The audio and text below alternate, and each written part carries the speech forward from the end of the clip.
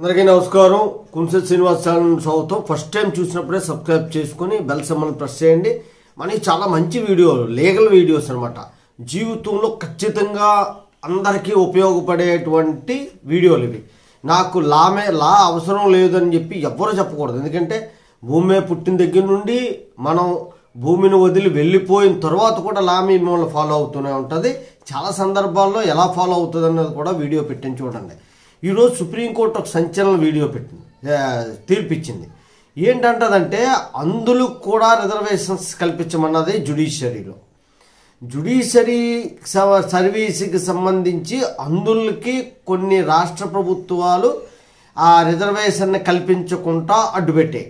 ఎలాంటి వారికి అంటే పూర్తిగా కళ్ళు లేని వాళ్ళు లేదా చూపు తక్కువగా ఉన్న వాళ్ళకి ఈ జ్యుడిషియరీకి సంబంధించినటువంటి సర్వీసుల్లో ఎంట్రన్స్ ఎగ్జామ్స్ రాయడానికి అనుమతి లేదు అంటే వాళ్ళు కొంతమంది సుప్రీంకోర్టులో పిల్ దాఖలు చేశారు. దీన్ని సుప్రీంకోర్టు పార్దీవాలా తర్వాత మాదేవన్తో కూడిన ధర్మాసనం విచారణ జరిపి అలా ఎలా చేస్తారు, దివ్యాంగులకు ఉన్నటువంటి రిజర్వేషన్స్లో ఇది కూడా భాగమే కాబట్టి జ్యుడిషియరీలో కూడా దివ్యాంగులకి రిజర్వేషన్ కల్పించాలి అని తీర్పు చెప్పింది. దేనికి జ్యుడిషియల్లో అనేక ఎగ్జామ్స్ ఉంటాయి, అంటే క్లర్కల్ గ్రేడ్స్కి సంబంధించినవి, అలాగే జ్యుడిషియల్ ఆఫీసర్స్ వరకు కూడా. జ్యుడిషియల్ ఆఫీసర్స్ను కూడా దివ్యాంగుల్లో ఇతర కేటగిరీల వారికి ఎలాగైతే రిజర్వేషన్ కల్పిస్తున్నారో అలాగే అందులో కూడా రిజర్వేషన్ కల్పించమన్నారు. జ్యుడిషియల్ ఆఫీసర్ అనగానే జడ్జెస్ అనమాట. జడ్జి పోస్టులకు కూడా అందుల్ని అలౌ చేసేటువంటి ప్రక్రియ వస్తుందేమో త్వరలో. ఎందుకంటే మధ్యప్రదేశ్, రాజస్థాన్లో అందుల్ని అడ్డుకున్నారు. ఎగ్జామ్స్ రాయకుండా కుదరదని చెప్పి వాళ్ళు అప్లై చేసుకుంటే బిఎల్ కంప్లీట్ చేసి బాగా ఎన్రోల్మెంట్ అయ్యి వాళ్ళు ఏం చేశారంటే జ్యుడిషియల్ ఆఫీసర్ ఎగ్జామ్స్కి అప్లై చేస్తే కుదరదని చెప్పింది రాష్ట్ర ప్రభుత్వాలు. దాని మీద హైకోర్టుకి వెళ్తే సుప్రీంకోర్టు ఏమైందంటే దివ్యాంగుల రిజర్వేషన్లో అందులో కూడా ఉన్నారు కాబట్టి వాళ్ళకు కూడా కల్పించమని.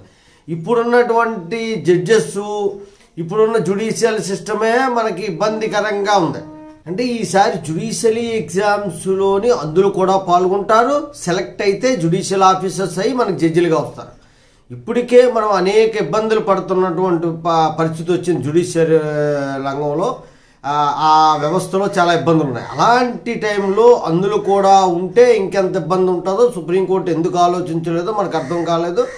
కొన్ని మినహాయింపులు అనేవి ఉండాలి, లేకపోతే మొత్తం వ్యవస్థకే ఇబ్బంది అని నా అభిప్రాయం. దాని మీద ఇంకా పూర్తిగా మనం మాట్లాడేంత తర్వాత మనకు లేకపోయినా మీ అభిప్రాయాలు కూడా మీకు తెలియజేయండి.